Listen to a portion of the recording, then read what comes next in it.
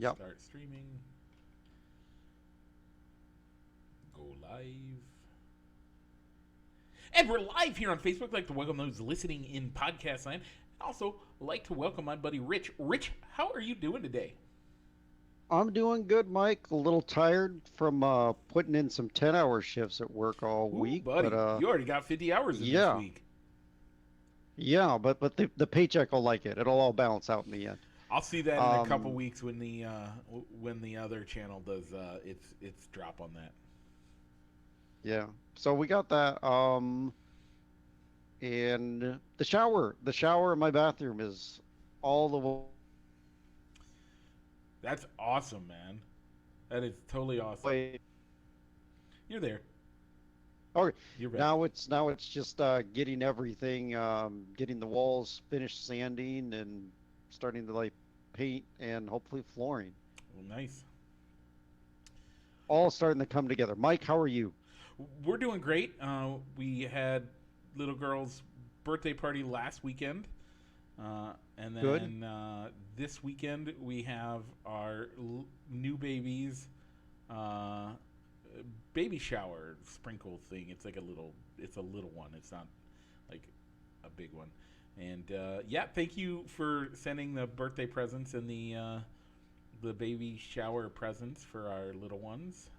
We appreciate that. Um, so yeah, we're excited for that. Uh, in case your wife didn't tell you what you got us some fidget spinners for our baby girl, and you got us what was the other thing? Some towel thing. No, that's for the bit for baby for the other baby, um, baby to come. You got what was the other thing you got, Grace? Um, you got that, and there was something else that Danielle was a little excited about, but I don't remember. I don't remember now. But for the other baby, you got a towel and a sound machine, and those are Yeah. yeah, those are exciting. So yeah. Anyway, with all that, Rich, we're going to be talking a while, so we should get into the show.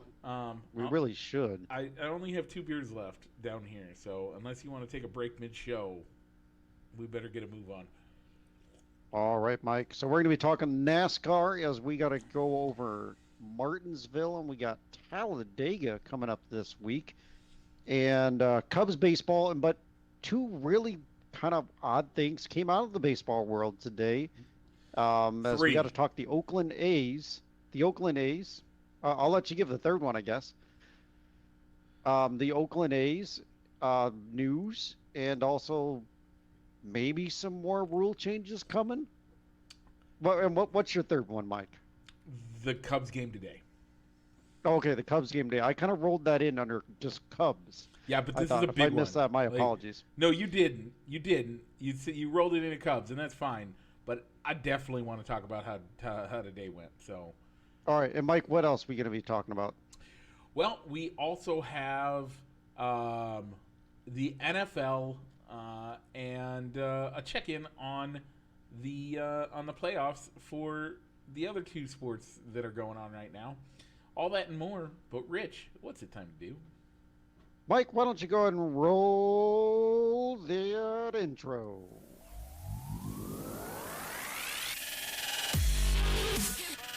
Broadcasting live from somewhere in Iowa.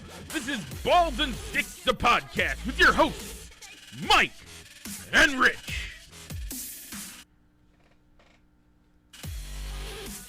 And we're back. Okay, Rich.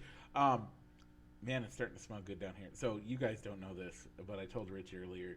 I have a hot dog roller, and I'm cooking up a few hot dogs on there for my late night snack while I work on my printer there and take care of the baby. There's babies in there, Rich. There's like 20 babies in there. You can't see them right now Wow. because they're like that tiny, but there's like 20 of them in there. So you'll get to watch them grow up. As they mature enough to have babies, we'll take the males out and take them upstairs after the females are fully ready to go, and we'll move the females into some other tanks. I have a few smaller tanks that I can move them into, and then we'll move the once they give birth, we'll move the moms upstairs to our. We have 100 or a 75 gallon that we're just gonna make a bunch of guppies in and have fun with it. Anyway, Gotcha. before we All right, get Mike. into the show, or before we get into the sports side of the show, we have to talk sports music.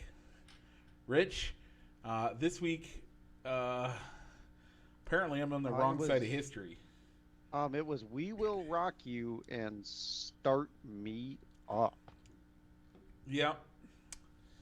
Apparently I'm on the wrong side of history on this one. I will get to the. Why is it? Apparently it is so bad that they don't like. It's way down. Nope. Nope. I remember posting it. You did.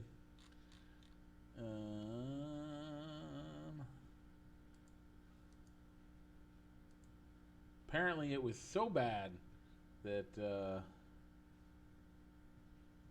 Okay.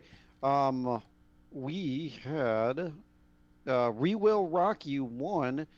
"Start Me Up" got 1 vote, Yeah, and I was that "We one Will Rock You."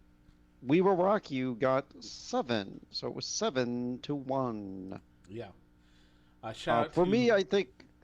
Shout out to Solomon Stroop, Debbie Scranton, Sue Hart, Matt Meyer, my wife, and Mikey O'Roderer for participating in this week's poll question. So, Rich, you were saying your method for voting was? I just went with the one that gets that crowd interaction with "We Will Rock You," or in theory, it gets the crowd reaction with the clap, clap, stomp, clamp, clamp, stomp, clap, clap. Yeah. I thought it was always stomp, stomp, clap, stomp, stomp, clap, stomp, stomp, clap. Maybe it is one of the two, but there's a way for the crowd to get an interaction. That's all. Yeah, it is, and I agree. I voted for Start Me Up because actually I like We Will Rock You more, but mostly I was playing devil's advocate because you had voted for We Will Rock You, and so I wanted at least one vote on each side, and I was planning on voting for We Will Rock You, but wanted to wait until somebody else voted for Start Me Up. And now I'm just stuck voting for the Rolling Stones, so that's okay. All right, Mike. Well, we're going to be making a call to the bullpen for this week's songs. Yep. As it'll be Hell's Bells against Wild Thing. Oh man. Okay. Let's. So if people want to vote on that, Rich, where should they go to vote on that? You know what, Mike? You can find those on our Facebook pages, Fans of Balls and Sticks and Balls and Sticks. Or if you're friends with Mikey, you'll find it on his page too. He shares it. I try to share it as well from time to time. Okay. Well, Rich, do you see what's coming up next? Mike, is it a left-hand turn? You better believe it. And what's after that? It's another left-hand turn. Yeah, it's a left-hand turn because we're heading into the NASCAR corner. Presented as always by Triple I Sports Cards Incorporated. Check them out for all your sports memorabilia needs. Once again, that is Triple I Sports Cards Incorporated, 5th Avenue, Moline, as well as their eBay store. Go ahead and check them out. So, last week we were in Martinsville. Rich, did you get to watch the race? You know, this week I was watching more on my phone. My wife was engaged in streaming a show on Netflix and feeling kind of blah. But so I didn't interrupt and said, "Hey, it's race time," and I just sort of checked in from periodically on my phone this week. So I didn't get to watch as much of it as I wanted to, but happy wife, happy life. So No, that's not true. well, yeah. That's not true, Rich. It's not. It's happy spouse, happy house. You both are in this together. Both got to be happy. Happy spouse, happy house. Now, I don't buy into the happy wife, happy life. And guess what? My wife would say the same thing. In fact, I will show her this clip, and she will say, "Amen." She does not agree with Very well. But anyway, all that to say, yeah, I got to watch a good chunk of it. My wife let me watch a good bit. We were doing stuff with the kids with the kid, and she was enjoying putting the race on for a bit. So we did that. And then yeah, so Kyle Larson finally gets a win this year, and That's the second one this year. yeah, gets a second win. That's right. Um, by the way, I almost want to rub your nose in it. I'm not going to, but did you see where Chase Elliott finished? He finished ninth. Yeah, you said Not you didn't. not too shabby. Yeah, I didn't. I forgot to move him over. I do a terrible job in the NASCAR in the NASCAR um, fantasy about remembering to change guys over. I just do. But I was feeling pretty confident in how he was doing, and it came to fruition that he did well enough that I probably should have put him in because I don't think any of the other guys that I picked did quite that well. In fact, let's take a look at our league. So While you're getting the lead, Mike, we are gonna. Yeah, now I'm offline. Sorry, folks. Apparently, I'm having some internet issues. If you're listening on Over how our two drivers, Austin Dillon came in 12th place with William Byron coming in 23rd. Yeah. So you pick up another point, so you're down 9-3. Okay. So how did we do on the fantasy side, Mike? So, Rich, you finished in first. You finished way out in front for Martinsville. You had 180 as your score. I came in second, way far behind. A whole 179, Rich. Yeah, it was a close one. It's a close one. Funkhouse came in third with 170. Jordan the Stroop, woo! You're at 169. Probably helped by the fact that Chase Elliott finished in ninth. Probably. Yeah. Dupo Solomon finished at 156. And Jeffrey the Stroop, I'm sorry, Supus. Jordan the Supus, not the Stroop. Jeffrey the Stroop ended with 148. And Jenna Bean finished at 139. So that's how we did overall standings. Rich, you do have a fairly solid lead as you're at 1654. Solomon's at 1574. Funkhouse is at 1517. I'm at 1448. Jordan the Supus is at 1278. Jenna Bean is at 1194. And Jeffrey the Stroop at 1123. Good job, y'all. Keep getting those in. Hopefully you get them in by the time the race starts, and we can have some fun. So, good race. We talked about everything we needed to. If you with both with my guy finishing first, that's the important part, and then your guy at ahead of yours. Finishing at 12th and my guy finishing at 23rd. Thanks for letting us know that, Rich. And then now we head to this week we head to the fastest super speedway on planet Earth, Talladega. And that's right, Mike. With the honors, I'm going to pick Denny Hamlin. All right, Mike. Not a bad choice. Not a bad choice. It does do well at the super speedways. However, Mike, I'm going to go with Michael McDowell. In these super speedway races, they tend to, the manufacturers tend to run in packs. Toyotas, there's only 6 Toyotas out there. There's a lot more Fords and Chevys out there. And Michael McDowell is just a guy that he'll be in the middle of the pack, but whether due to luck, due to wrecks that he doesn't get involved with, he always tends to finish in somewhere in the top 15 on these super speedways. So I'm going to go with Michael McDowell. And I think that's the only place he's won a race so far is a super speedway. So yeah, he was a Daytona 500 winner because of rain, right? No, I thought that was the year that what was the reason that he got in? I don't remember. I thought it was 2 years. Yeah, I think it was last year where he won it, and then was like a non-factor in the rest of the races. But he's got a couple of top 10 finishes at at least Dega, top yeah. 15 finishes in Talladega. So I'm going to go with Michael McDowell. Okay, I don't blame you. That's not a bad pick. Also, remember when you're putting your fantasy lineup this week, you can use guys you wouldn't normally use because nobody. Because what's our motto on this station, on this show, when we talk about Talladega, Rich? The track always wins. Track always wins, so you never know where your guys are gonna end up. It's kind of a crapshoot. Okay, let's keep making left turns as we head out of the NASCAR corner. Rich, you want to lead us there? Yep. So that was the NASCAR Corner presented by Triple I Sports Cards Incorporated, Fifth Avenue in Moline, Illinois, and you can also find them on eBay. Triple I Sports Cards Incorporated.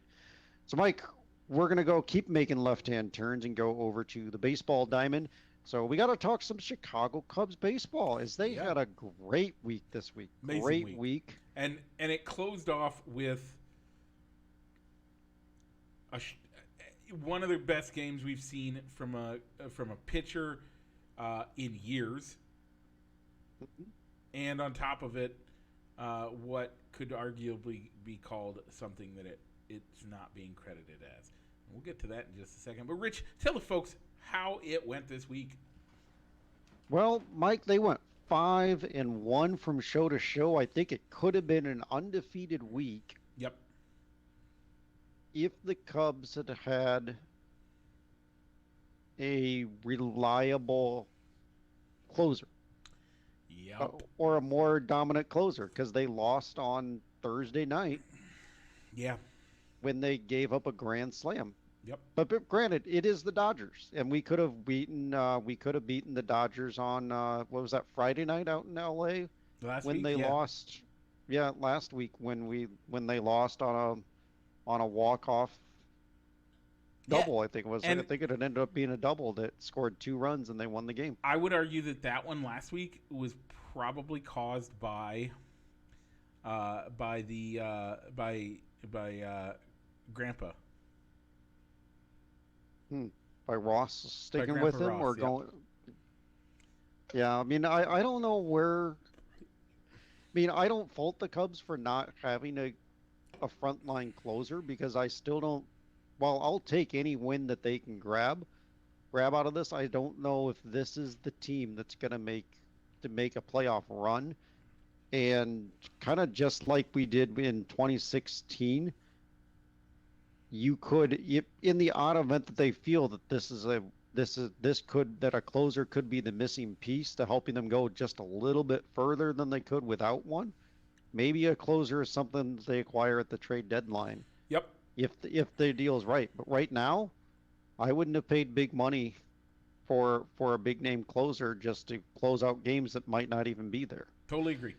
Totally agree. I think that's the biggest thing right now is that you don't have that, and it's completely right now. You need to wait a year or two, and I think we're in 2014 right now. We're in the equivalent of 2014, maybe even 2015. The team's is doing a lot better than they should. I think that currently, if you look at the way they've played since the beginning of the year, I think you could argue this team is outperforming the projections very easily. But I think at some point it will catch up to them. I still think they might be able to make the playoffs. I really do. And I'm believing it more and more. And so I think by the end of the season, we'll do quite well. But after we get there, we're going to see the Cubs fail in the playoffs. That's just what happens. And so,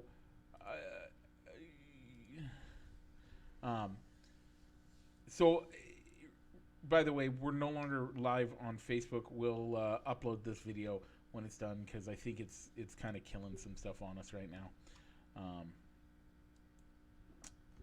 I think my internet connection is trying to do too much. So we're simplifying it down. I'll get that deleted here in a minute. But anyway, with all that being said, and you missed what I was saying there, Rich, but basically what I said was that the Cubs are a year or two ahead of where they should be. And so right now they're playing that way, and hopefully they end up getting better as the year, or getting better next year. Yeah, and I like the comparison to the 14 team Okay. as well because there's still some yeah, because there is still some stars that or the people down on the farm that could be that you're expecting to be key components of the team that they're down in the farm still developing, and the current team is still putting up a fight and putting a good product on the field. Yep. All So right, Mike. So looking ahead to this week, we got two more against the Dodgers. The Padres come to town for 3 games, and then we're going down south to Miami for a Friday game. Mike, how many wins you going to give them? I'm giving them 5. I'm moving it up. You're going to go 5. I trust this team. I trust the team. I'm gonna go 4. I think for whatever reason we got the Dodgers number. Yeah. Yeah, and I We think got the Dodgers number, so I think we can at least split that series with the Dodgers. I'm going to give them the win against the Fish. That gets them up to 2. Maybe we take 2 out of 3 with the Padres because their pitching is still their pitching health. Their health on the pitching side isn't there yet. Yep. So I think they can get up to 4. Yeah. I can agree with So that. Mike, this we mentioned here in our little Oh, yeah. intro about the today's game. Yeah, so this is something we need to talk about. First of all, and this is the biggest thing for me, I think you got to talk about no hitter going into the 8th through 2.5 or 2/3 inning. They were still it was still a no hit game, and then a fluke. I would say it's a fluke play, and I would say it's 2 guys being more aggressive than normal because of the situation they're in. Well, I think they would have been just as aggressive if it was a no hitter, let alone a perfect game. They were perfect through 8.5 or 8 2/3 innings, and a little. I don't want to call it a swinging bunt, but just a little blooper stopped halfway to third base. Uncle Drew is on fire, but was on fire today. Was on fire last week when he pitched last. But Uncle Drew goes to field it, ends up as he's there. Yeah, he really was. Uncle Smiley was doing really well. As he gets there, Dr. Barnhart. yeah, him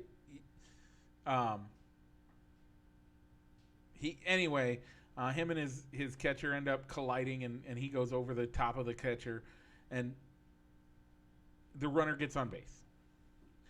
To me, that looks like an error. But it was scored as a hit, and as such, broke the no-hitter and the perfect game. And they pulled the pitcher. By the way, I think they should have pulled the pitcher, even if it's an error. I think it still gets pulled. He still gets pulled, but the play to me looks like it would have been an error. And as such, you have the game. The game just is done at that point, right? And so I think, I mean, your no hitters, your perfect games broke up. You don't know if your pitcher's injured. You got to bring him out. You got to let him sit, and then you throw your reliever in for the rest of the game, and that's what they did. And by the way, Rich, tell the folks how the reliever did. The reliever didn't allow a hit in his inning. Yeah. Yeah, he totally no-hit the guy. So it was a no-hit game. It should have been an error to break up the perfect game and a combined. And this would be, by the way, the only time I would consider a combined no-hitter a no-hitter. I don't know what's going on with my internet anymore. I keep getting disconnected from things. Rich, I'm sorry. I don't know if you can even see me right now. Yeah, Rich fell off, so let's see if we can get him connected. And while we do that, look, there I am again. Okay, so with that, um,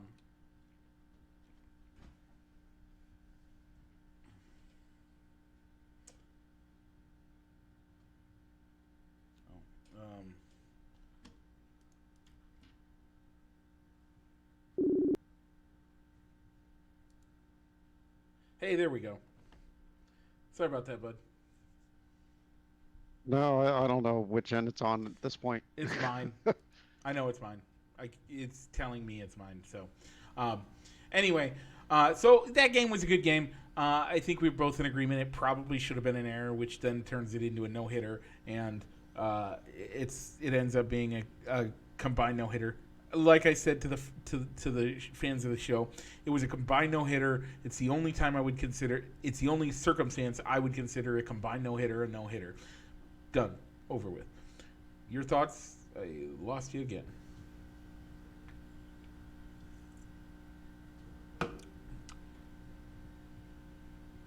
I think I lost Rich again. Okay. We'll move on. Hopefully, let me do something else real quick. I'm going to pull this up, pull this over here, grab that there.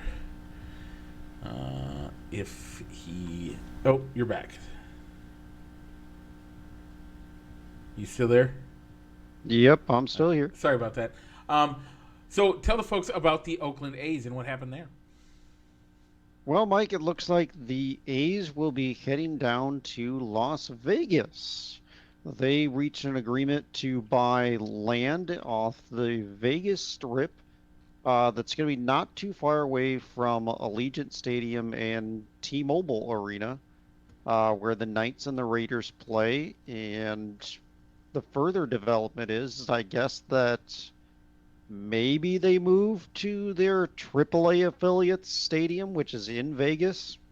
So it's possible before 2027, when in theory this ballpark could be built. So where would they put, if they move them there? Where do they put their AAA affiliate? Back to the Coliseum? Well, I don't know where they put the AAA affiliate, or maybe they share the stadium with the AAA affiliate, because supposedly the A's are saying that once they move to Vegas permanently, they're not going to displace and move the AAA team somewhere else. I don't like that idea. Maybe. No, I don't. I don't like that. I mean, I think in the article I was reading, they talked about that they were referencing. You know what? There are teams that are really close in proximity to with their AAA affiliate. The one they referenced was the Twins, having the Twins in Minneapolis and their AAA affiliate, the St. Paul Saints, right in the same metroplex Yeah, I suppose in St. Paul, and I think, and they also referenced the Houston Astros and the Sugarland Skeeters. You messed that name up. Um, the Houston Baseball Club. Sure, I can go with that one. They're the Asterix, and it always will be. Okay. On my With Houston deathbed, and Sugarland. You know what my last word will be on my deathbed? What's that? I hate the Asterix. Okay. Anyway, But there's still more news to come. We don't right now. It sounds like they're planning to play out the rest of their lease in Oakland, but Yep. there could be a 3-year gap, 2 or 3-year gap between when the stadium in Vegas is built and when the Coliseum lease ends. And really, right now, it seems like there's a reverse boycott is being planned for an Oakland A's game to show Major League Baseball but also the National Baseball as a whole that it's not the fans that are causing the A's to move. but it's the ownership not wanting to maybe privately finance a stadium I'm or sorry. build or improve I'm stadiums. sorry. They have the either the lowest or the second lowest attendance in the league. Oh, they do. They totally do. So you're gonna say in one game you're gonna show up, and that's to negate the entire rest of the season where you have nothing. Probably. That's I BS. mean, Get out of my face. there have been AAA teams that have been drawing higher crowds than the Oakland A's this Yep. year. Rich, why don't you tell us about the other rule? I'm gonna be right All here. right. Well, supposedly there's a couple of rules that Major League Baseball is going to experiment with down in the Atlantic League. It was the Atlantic League and some other minor leagues that saw the rules get tested as far as like your The pitch clock and the yeah.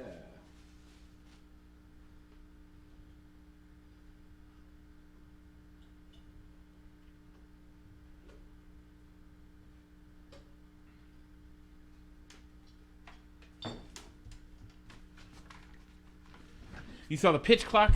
Sorry about that, folks. Uh, yeah, you saw the pitch clock and you saw the um, runner on second. And I forgot what the other one was. Apparently, my internet is down. Thank you, Mediacom. Um, I don't know what's going on here. Let me bring me back in.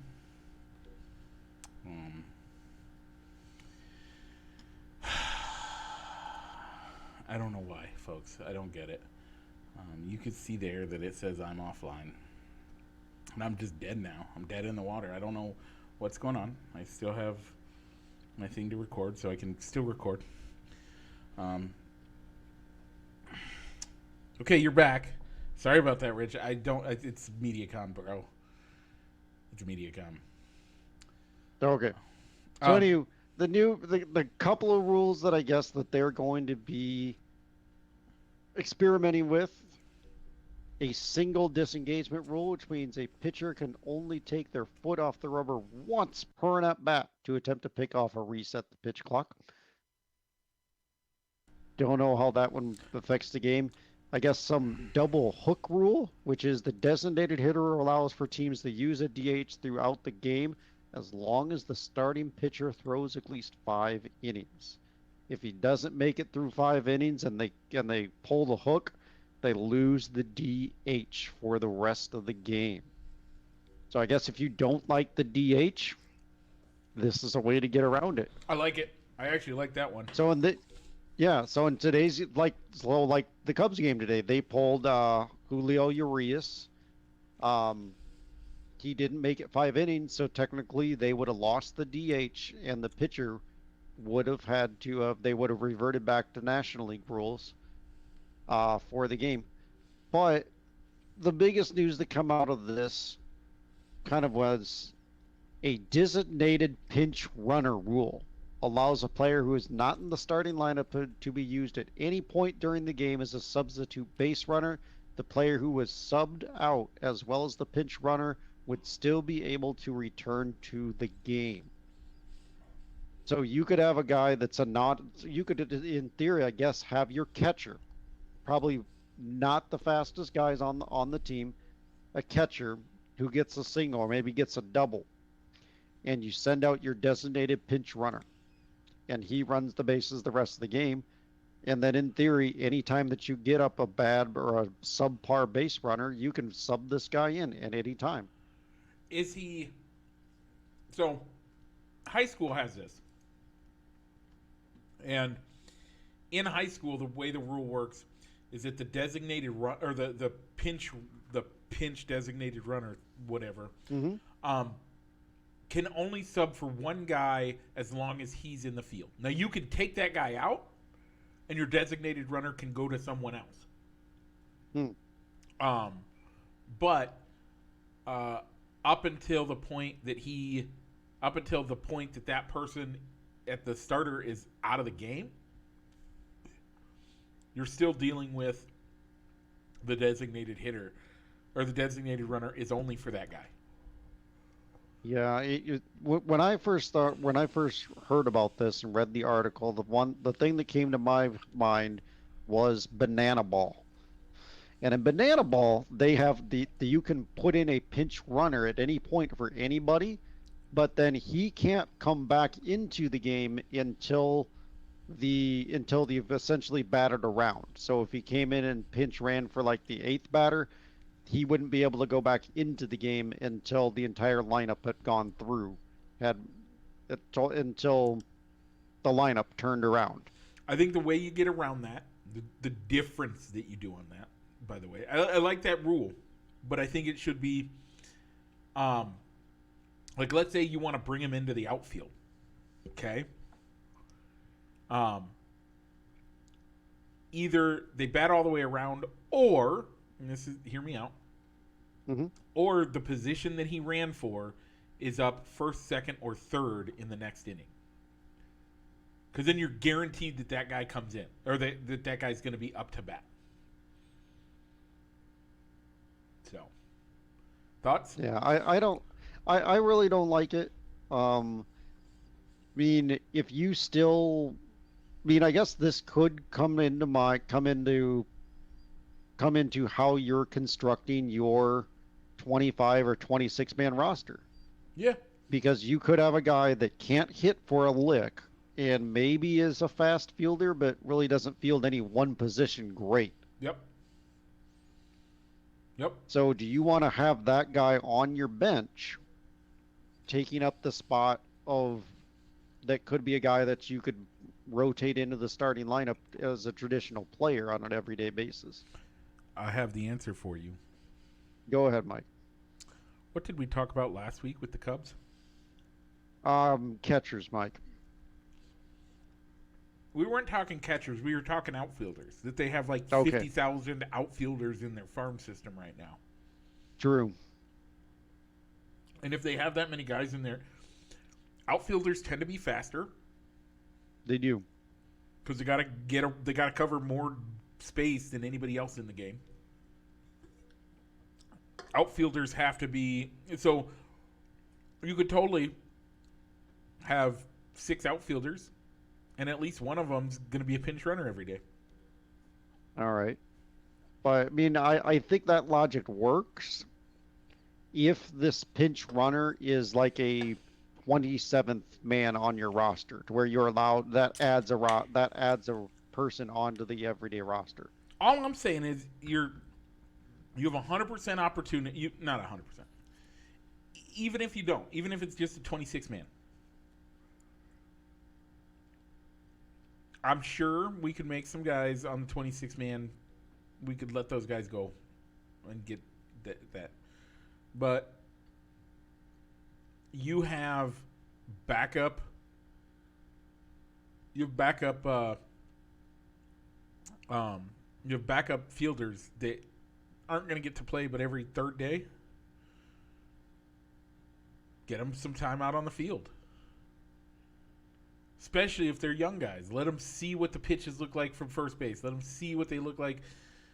Let them start getting some time out there. Get some recognition out there. I don't like it, but somebody's got to play devil's advocate around here, right? Yeah. Well, I guess the way you explain it, they could be beneficial.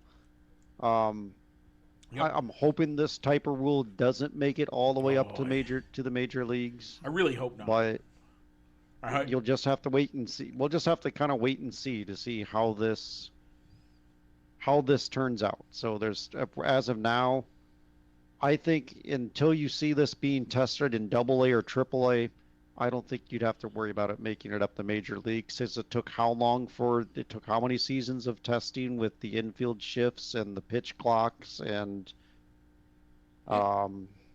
pitching, the amount of disengagement you can have, to where you finally found rules. So, now, Mike, is there anything else in the world of baseball that you'd like to touch on? I got a quick counter for you. The one way I see this working is adding a man on the roster.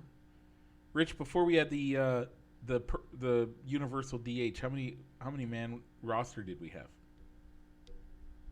We had a 25 or a 24 man roster, Yeah, I think it's and then 25. they added a person post COVID. They added a roster spot. Yep, and that's because the Players Association said we're not doing this unless you do that. So when you then transfer that over, that's just what's going to happen there. So okay, let's stop making left turns. Let's head to the gridiron as we have to talk about the mock draft, and we have to do a quick check-in. Rich, can you tell me breaking news? Where is Aaron Rodgers? He's still with the Green Bay Packers. Wow. And Lamar Jackson? Still hasn't signed his franchise tender yet. Oh, okay. So basically, they're both technically staying put. I mean, Lamar could sit out a year, but he won't. No, if you had $32 million on the line on the table, would you walk away and sit? Nope. Nope. And nobody else is putting out an offer sheet. Do you think that maybe after the draft, you could see a team put out an offer sheet if maybe they're a quarterback needy team and the quarterback they were really hoping on would fall to them isn't there? Because then those draft picks go into 25 and 24 and 25 because the draft is over. So yeah, sign the contract, and with Lamar Jackson on your team, in theory, you probably wouldn't be picking in the top 15 It's funny if everything goes Rich. correct. I actually think that's a very good possibility. And let's go through our mock draft, and we're going to add that last pick that I told you about earlier, and this is why I think especially with Lamar, you're going to see that get tendered. So let's start with our mock draft. Yeah. Number 1, I have C.J. Stroud going to Carolina. That's why they wanted this position. That's who they're going after. Barring him coming out as a serial massage taker that enjoys happy endings, I think we're going to see him go number 1, and it's going to be Carolina. Yeah, I still think that from what I'm reading, that maybe there's a little bit of power struggle between what the ownership wants and what the coaching staff wants. So I think it's either going to be Stroud or Young, but I think the coaching staff is going to win out, and I'm going to go Stroud as well. Okay. Who do you have at number 2, Rich? Number 2, with Bryce Young being available, I think that's who the Texans want. So I'm going to go with Bryce Young. Yep, totally agree. If Bryce Young's not there, the Texans pick could be a wild card, I think, because I could see him maybe going defense and going best player available on their board. I actually think differently. Okay. I think if Carolina takes Young, Houston picks up, either trades down or picks up Will Levis. You don't think they go with Stroud? No.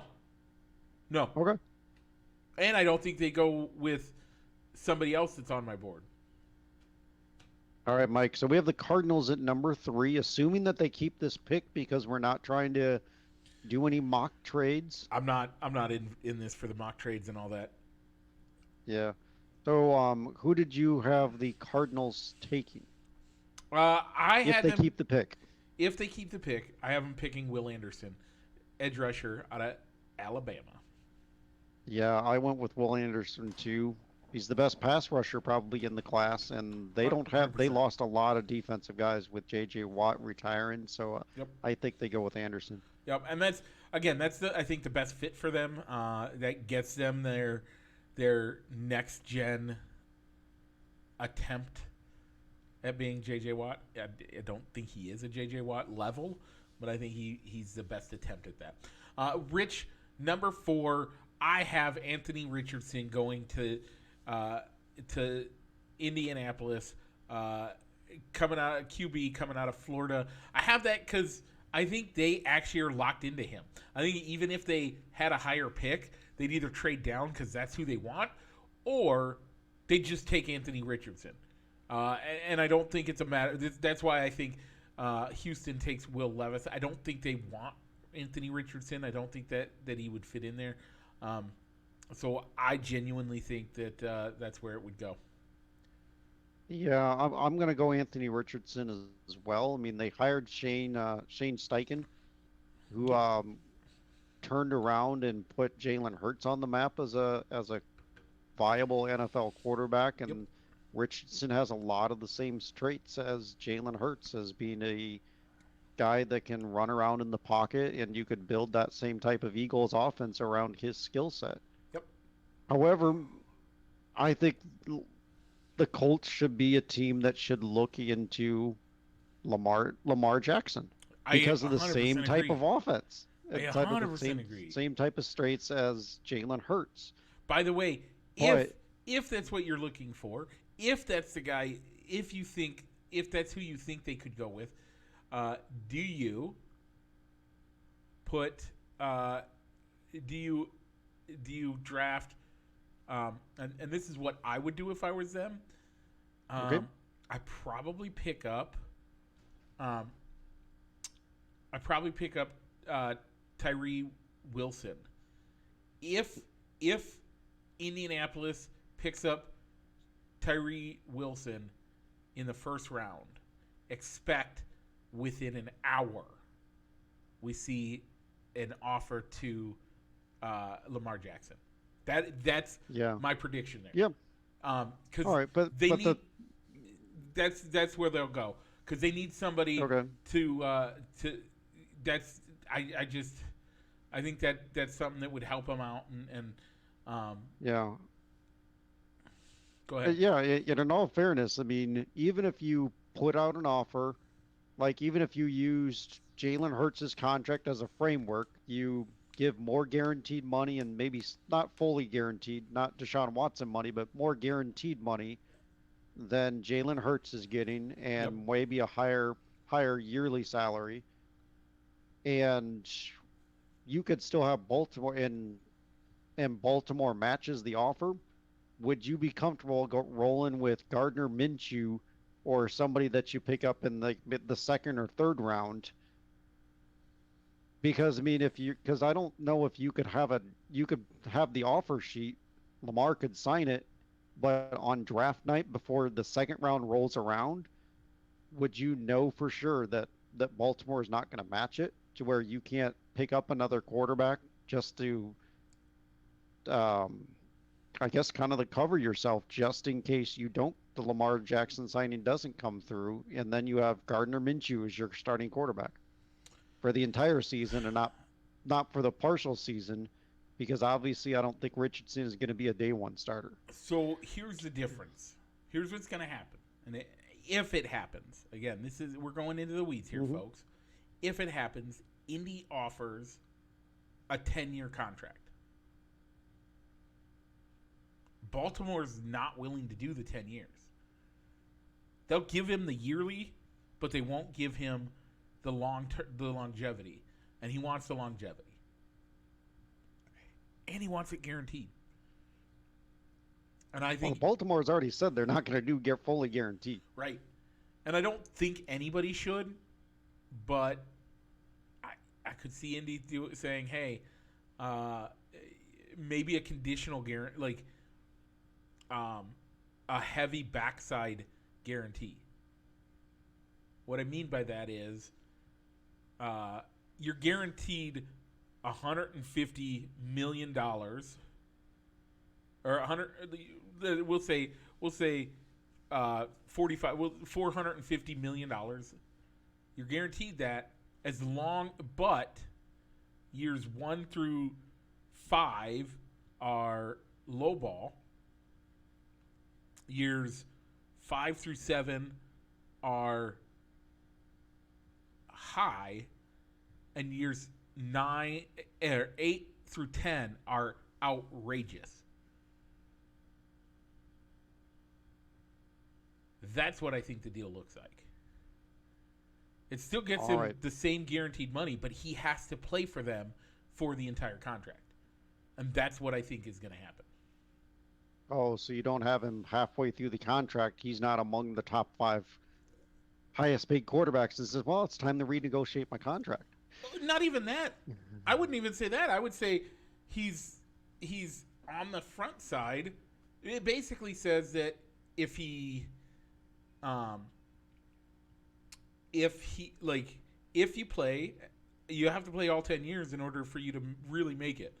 Like, I'd even say the first 5 years it's only 30 million a year. And the last 5 are like 70 million a year. Hmm. And that's just to say, hey, if you're going to be with us, you got to commit to the longevity and not play these games and not retire and not do all that stuff. If you want your money, you got to work, you got to live this contract out. And we can't cut you out of them. It's you retiring or you requesting a trade that cuts it down. That's the only fully guaranteed if you're there, but if you're not there, tough cookies. All right, Mike. So let's bring it back to the draft. Good talk though on what because I think Indy would be a good landing spot for Lamar Jackson. And I think that and do you think that so if you put those terms in, if you get it that way, it's fully guaranteed as long as you play, as long as you choose to play. It's fully guaranteed if you choose to play the entire time. Even if we have you sitting on the bench for the last 5 years, we'll put a no cut clause and a no trade clause in there. I'd do that even. And that way for the last 5-10 years, we can't do anything even if we wanted to. Okay, let's move on. Where are you at 5? At 5, I'm going to go with the Seahawks taking Tyree Wilson. Okay. At 5, I actually have the Seahawks taking a defensive lineman, Jalen Carter. Yeah, for me, I think that I could see them taking Carter, but I think I might have worked a little backwards and wanted to get Jalen Carter to the Lions, so that's why I put Wilson on there. And a lot of drafts have Wilson and Anderson going above Carter. Yeah, Carter and I've anyway. seen that too. I have actually seen that too. I like Jalen Carter being in Seattle. I think it'll be a good fit, and it'll be an opportunity to start bringing back that Legion of Boom. And I think that's what they're looking for. And Jalen Carter, his upside is better. I think his upside is better than Wilson and Anderson. Even, but I have his downside is way worse. Yeah, I mean, he's being compared to Aaron Darnold, but not too many. We haven't seen too many players like Aaron Darnold in the NFL. Yep. So that's a lofty comparison to kind of go to. So, Mike, I already said that Jalen Carter was going to go to the Lions. So, who do you have the Lions taking? I have him looking at a cornerback, and in fact, I have him taking Devin Witherspoon from Illinois. All right. So, Mike, we come down to the Raiders at number 7. Yeah, at Vegas, I have picking up cornerback Christian Gonzalez. Yeah, I took Gonzalez here as well. Mike, let's go to the Falcons. What do you got there? I went with Myles Murphy. Okay. Yeah, I flirted with Murphy there. But I actually put Tyree Wilson there. All right. Now, Mike, we come to the Chicago Bears. Yeah. So one mock draft I looked at said that they traded this 9th pick to Tampa Bay so Tampa Bay can pick up their quarterback. I've seen another that said they traded to the Steelers. And you said you saw another where they traded to who? The Commanders. Oh, I don't want anybody going commando at my house. So we're not talking these trades. I've looked at them. I actually don't think it would be terrible for them to trade down.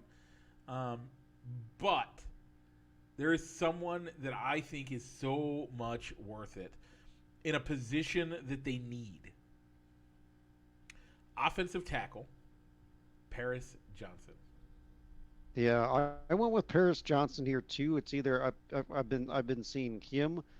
Um, there's some familiarity with him and Fields. Is there Yep. some overlap over at Ohio State? They're saying he has some flaws, but there's a lot. There's a lot to work with here, and I think it's going to be him or Strasnewski. Yeah, Assuming that the edge rushers like Carter, Wilson, and Murphy aren't there. I think they I go don't. offensive tackle. I don't think that they should go to any of those edge rushers. And the reason I don't think they should, this is a big reason. Okay.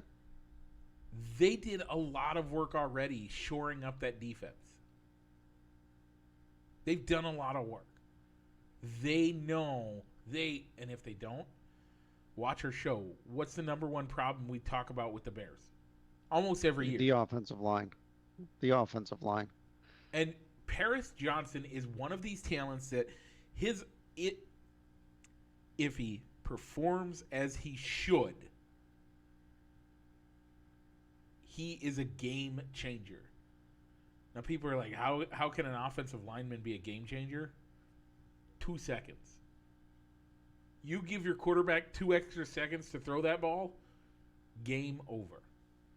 And with a guy like Fields who can move around and move to Paris's side in order to make that extra 2 seconds actually worthwhile, now you're talking about almost 3 seconds I think you can gain. And I think that's why I think Paris is the answer that the Bears need. Okay. So Mike, assuming that there's somebody outside of our top 8 that gets selected Yep. and somebody moves down, Yep. do you still go Paris Johnson, or is there a guy that if he falls down to number 9, you rush to the podium and tell Goodell, this is our pick, before anybody has a chance to call in and discuss a trade with you? Anybody? No. I actually, if you want to trade, by the way, this is where I think if and only if Christian Gonzalez or Witherspoon are available, this is where you start to your phone rings and you pick it up from the Philadelphia Eagles. You say, hey, what do you need? Oh, well, we'll take your 10, and you're going to give us your second round pick too. Well, if you're going to go there, why don't you just ask for? I mean, you're only going up one spot, but why don't you give me 10 and 31? Sure, let's do that too. Yeah, 10 and 31. 10 and 31. We'll take it. Here's a question. What if the offer is 9-10 swap, 31 and 1 and 33 swap, and 10 and whatever they're picking the second round is? That's a lot to move up just one spot. How much did we pay to get Justin Fields? We went up more than one spot, though. Wasn't that the draft that we went with? Oh no, I'm sorry.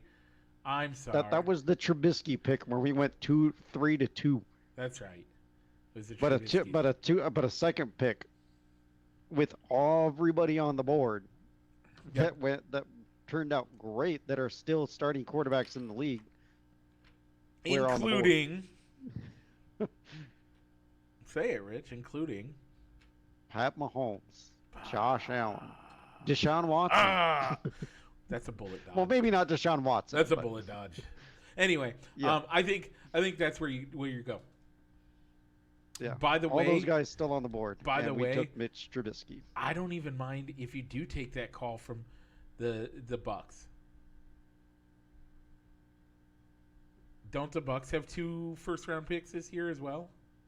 Nope, Oh, they don't. But I think that you could still get a good offensive tackle where the Bucks are picking in the right. mid-teens, or you do have 2 second-round picks if you need to use one of them to jump back up further into the first round Yep. with who you trade down to if it happens. Yep. All right, Mike. So let's round out the top 10, and I'm gonna give the Eagles Peter Sinofsky. I'm going to go with Joey Porter. I think they're looking for a cornerback either way. That's why I think if Witherspoon, I think totally if Witherspoon comes, I think and it's to the Bears. The Bears call him and say, "Hey, we're getting ready to take Witherspoon. How you doing over there?" And they say, "We'll give you this and this and this." Okay, and you get your two picks, and you move down one spot. Hmm. By the All right, way, Mike. So Rich, go ahead. the reason I said what I said, I don't think that's that much. If you look at it, it's a swap and another swap. So it's the Bears getting 2 first round picks for a first and the second round pick. No, their pick is their pick from can't remember what team they got. Oh, the Saints. They have the Saints pick at 10, and then their own pick is pick number 31, the second to last pick in the draft. Right. So would you do it as a way of you swap 9 and 10, you right. get their 31st pick, and maybe the Bears flip them one of their second round picks I'm saying in place to get 31. If they swap the first round, the 33rd pick overall, which is their first second round pick. No, they do not have that pick. I thought they did. That pick went to Pittsburgh because we acquired Chase Claypool at the trade deadline. Oh, I forgot about that. They do not have the first pick in the second round. Okay. That's right. Okay, never mind then. That turned into Chase Claypool, which I think we're going to regret. I think I'm starting to regret that trade now. But Okay. at the time, we did need a wide receiver, so hopefully Claypool can stay healthy and can get in there. So Mike, a lot of mock drafts early on were saying 4 quarterbacks were going to go in the top 10. Yep. We're missing one.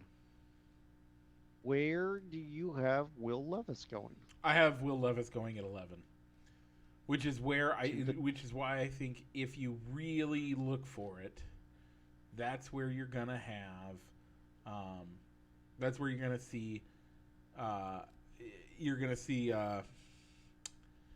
Tampa Bay calling the Bears at 9.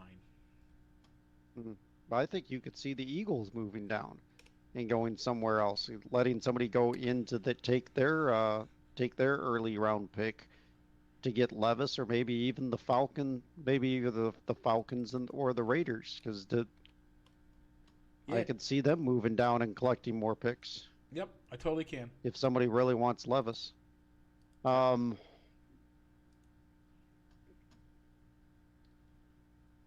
Would you be upset, I guess? One last thing on the Bears, though. Yep. There's still the train of thought that you want to give weapons to Justin Fields. Yep. So I agree with that. There's two good weapons that they could go with, I think.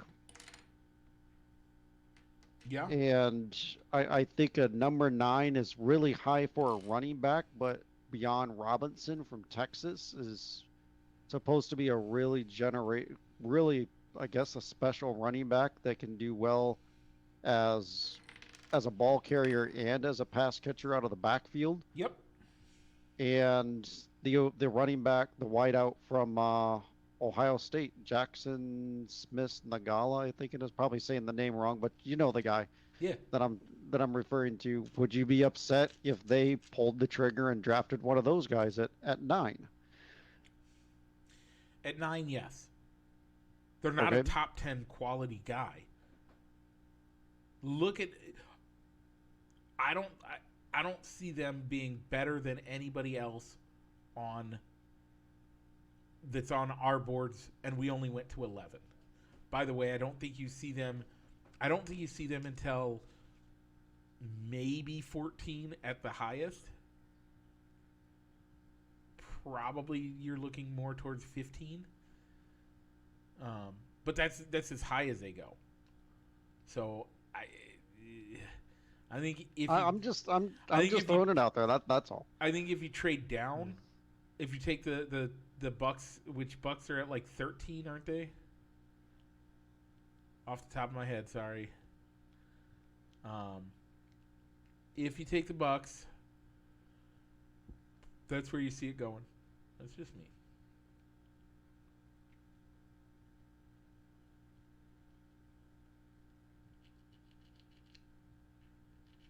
Sorry, I'm looking up where your Bucks are at. The Tampa Bay Buccaneers are all the way down at number 19. Is that where they're at? Yeah. If you trade with the Commanders, you get 16. If you go down to the Steelers, you're at 17. Yeah, I could see him going down to the Commanders, and the Commanders would probably take Will Levis too.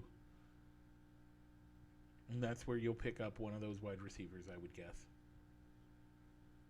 But I don't know.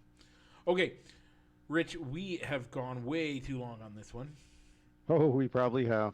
So next week we will be talking about the NFL draft, kind of looking at maybe steals, reaches, how we felt about the Bears' first round draft pick, as we'll be more than likely be broadcasting probably during the second round or on Saturday.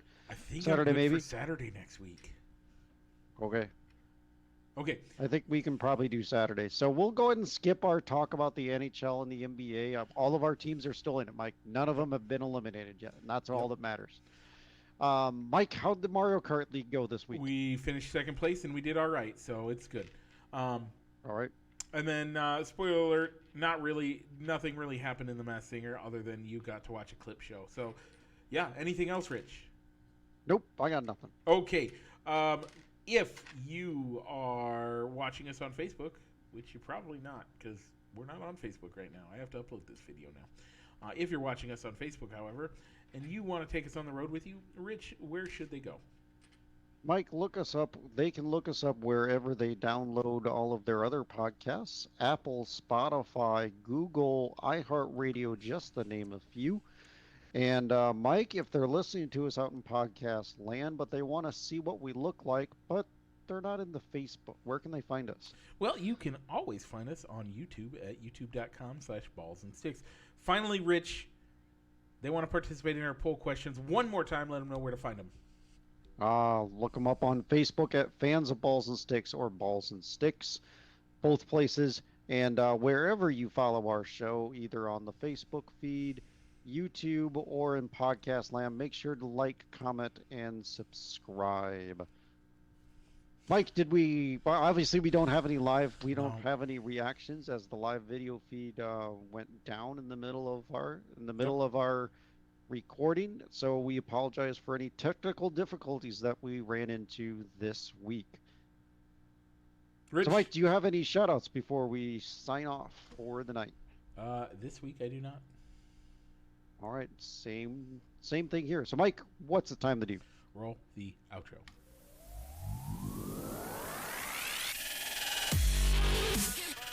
Broadcasting live from somewhere in Iowa, this is Balls and Sticks, the podcast, with your hosts, Mike and Rich.